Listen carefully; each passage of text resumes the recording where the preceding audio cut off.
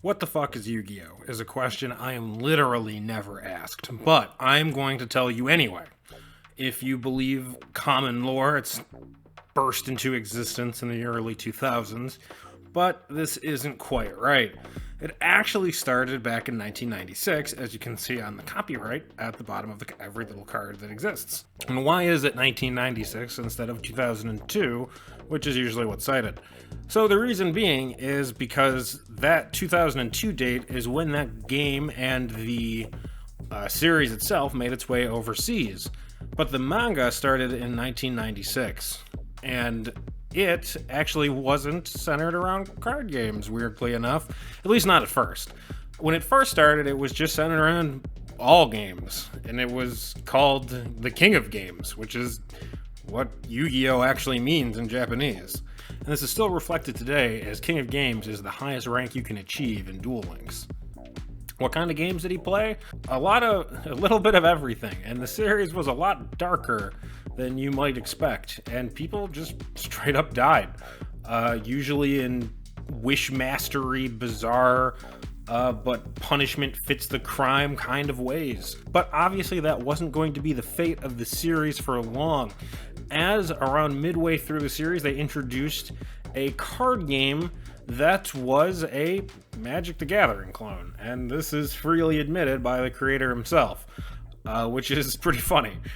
And some of the most famous cards, like Monster Reborn, were created as literal plot devices to allow Yugi to get important monsters back at the end of the duel and have surprising turnabout victories. And it's kind of funny to think that some of the most problematic and historic cards are often the result of instances like this in the manga and later in the anime, where something was extremely powerful for plot reasons and then ends up being an extremely powerful card in the actual game. The manga actually ends with a D&D style RPG and doesn't even finish with the card game. But we don't care about that. We only care about the card game here and how to play it. And how do you play it? Well, funny you should ask. It's actually incredibly complicated for allegedly being a children's card game. And while it wasn't always this way, it most certainly is now. Many people may remember Yu-Gi-Oh! As a more chess-like experience, and if you do, I have some bad news for you. It now is a more chess-like experience if chess was played at warp speed on the Millennium Falcon. So what do I mean by that? It means the game has sped up a lot in the 20 years it has existed, and it has added a slew of mechanics, some successful, some less successful. What we're going to be going over today, though, is a rough roundabout of all of the mechanics for the game and how they work. Specifically, all of the different summoning mechanics. But we first need to go over what a card is actually comprised of. So if you'll see here on the screen, this is a Blue Eyes White Dragon. And we'll start with the name, that's of course on top. And we also have an attribute. This card is light attributed, and he has a type. He is a dragon type and a normal monster. He is an level, and on top of all of that, he is a level 8 normal monster. All of these are important factors that help you construct decks and plan strategies. So what do these numbers down on the bottom mean? These are your attack and defense stats.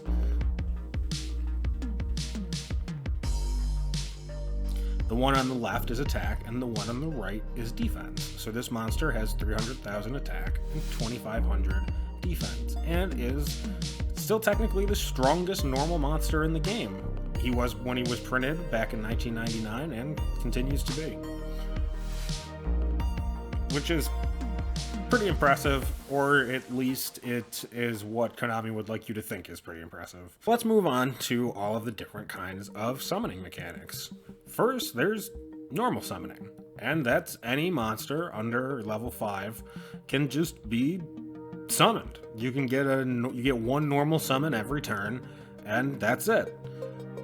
The ugly stepbrother to the normal summon is the tribute summon, which is where monsters level 5 through 12 need other monsters to be tributed to bring them out. And tributing is simply taking them from the field and putting them in the graveyard. So in other words, it's going negative in card economy to bring out a monster. That's why it's generally frowned upon these days to have something be tribute summonable when there are so many other different kinds of summons available. However, most people probably remember tribute summoning as the primary form of getting your bigger monsters on the field, and this has not been the case probably since 2008, 2009, and now it's all about the special summon. So what is a special summon? I'm glad you asked. So a special summon is essentially any kind of summon that isn't a normal summon. There are tons of different kinds of special summons, and we will go over each in turn. The first and one probably the most people are familiar with is a fusion summon. And a fusion summon is denoted by its pretty purple color. And it will have materials on it that need to be used in conjunction with the card polymerization in order to create it. Some archetypes have their own version of this card in order to bring it to the field. These cards vary wildly in terms of quality and effect, as do all of the monsters we're talking about here. And they range from the extremely bad ones from the early days of the series and game to the downright so good they needed to be banned in the form of Thunder Dragons. And maybe we'll get to see more in the future. There's one particular bad boy I can think of that may earn himself a ban. Actually, make that two. And then the last form of summoning that most people are probably going to be familiar with, if you're an old school fan, is ritual summoning. These are denoted by their pretty baby blue color, the fact that they need a ritual spell card to bring them to the field. For the longest time, these were considered inherently bad because of how negative you need to go in order to summon them in the first place, because it's a one-for-one just to get it onto the field. But the real problem is you need both the ritual card and the ritual monster in your hand, because unlike fusion monsters and every other special form of monster pretty much, these cards don't lay in the extra deck. They in fact reside in your normal deck. And now that I've said the word extra deck, you may be wondering, what the fuck is an extra deck? That's a great question. An extra deck is a side deck that allows you to have sort of a toolbox of monsters at your disposal that are all of these various special types, including fusion and the ones we will talk about later. However, ritual monsters don't lay there. They reside in the deck itself, and this makes them generally a lot worse outside of a few notable archetypes that have had to be slapped with the ban hammer. Mostly they are pretty bad, because not only do you need to have the monster in hand, but you need the ritual spell card in hand to cast it as well. And that is just a lot to ask to have in hand in a game where drawing is so precious. It just generally makes ritual monsters considered one of the worst types of special monsters. But they exist, so we need to talk about them. The next form and the birth of the toolbox variety of extra deck is the Syncro monster. Synchro monsters can be spotted by their white border and the fact that they need a tuner and a non-tuner monster to be created. That's pretty much it. It's a lot like fusion summoning, only you don't need polymerization. Instead, you need a tuner. And it's a special card that only matters for synchro summoning. And both of the cards that are used as synchro material go to the graveyard. Synchro summoned monsters often have powerful effects, and this was when they were figuring out that things in the game needed to be once per turn. which creates all kinds of interesting problems that we can talk about later down the road, but isn't really a subject for this video. And with that, we will be moving on to XYZ monsters. Confusingly written as XYZ monsters, but it is pronounced XYZ. And what is XYZ summoning? Well, XYZ summoning is a lot like Fusion, which is in fact a lot like Syncro, in that you need several monsters as material, but the big difference here being they need to be the same level. And if they're the same level, you can overlay them on top to bring out another monster. This is a really cool mechanic because it allows you to have really powerful effects. Because the way XYZ monsters typically work is, since the monsters you overlay stay on the field, they're called materials. And those materials are usually used to do very powerful effects, generally a couple of times before that monster is either destroyed or simply can't do it any longer. XYZs are sort of a natural outgrowth of all of the other different kinds of summoning that we've had so far in terms of Fusion and Syncro.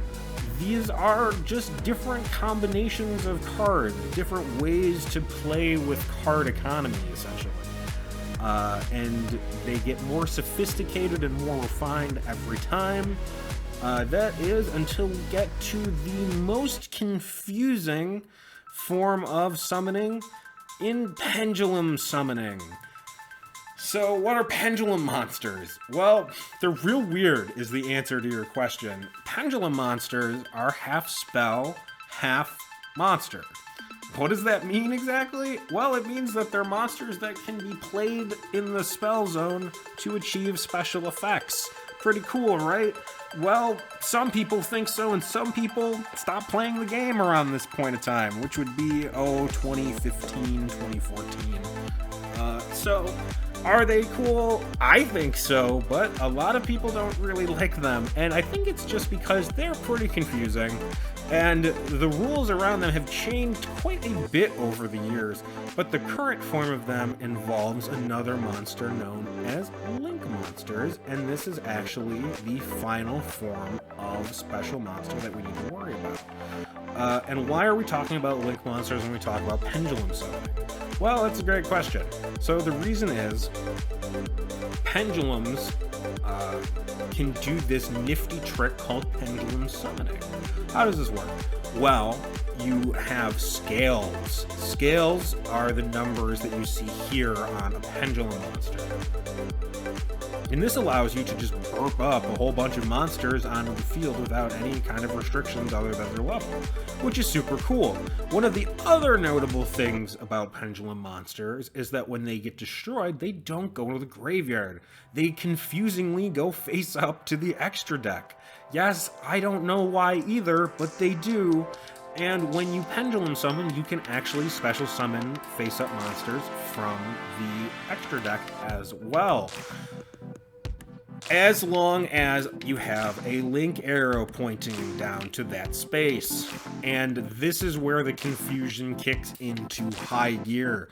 And as to not bore you and confuse you further with old rules and old formats of the game, suffice to say that link summoning was a way to try and slow down the game that backfired hideously.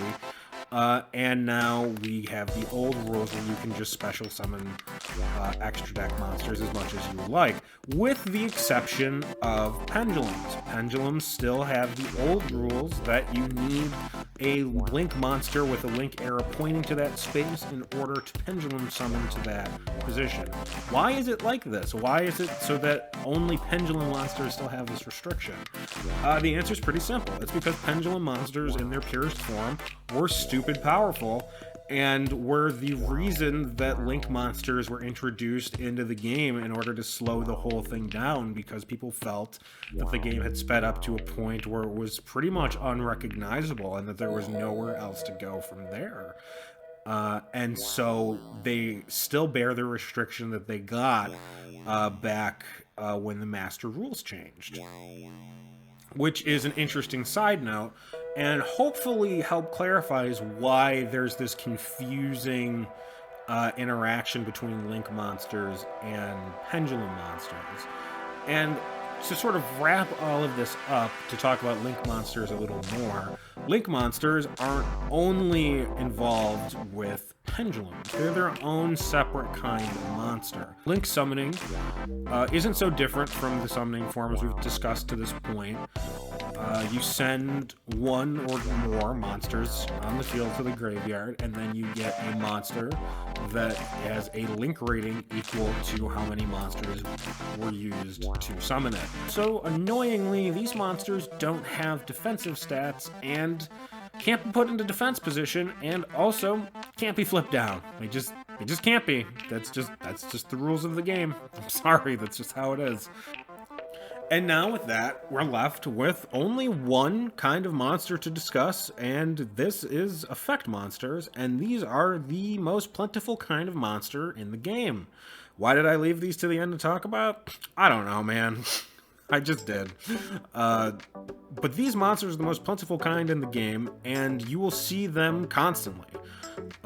You'll recognize them by the tons of text they have on their cards, and you'll also note that effect monsters can come in every shape, size, and flavor, which is why I left it to the end. See, there was a reason.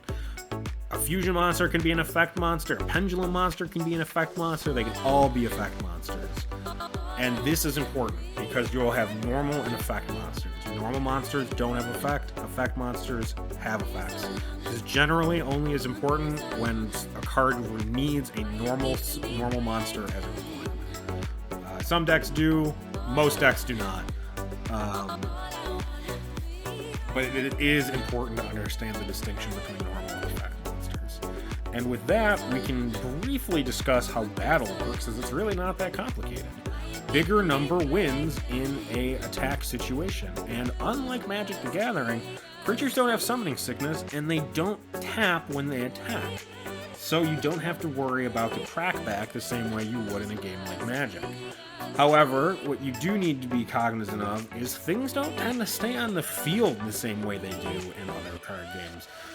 It's very common for a monster to be on the field only for a couple of seconds while you're mid-combo. Or maybe they get blown up because of an effect of your rival's monsters. It's very common for things to just plain old not stick around.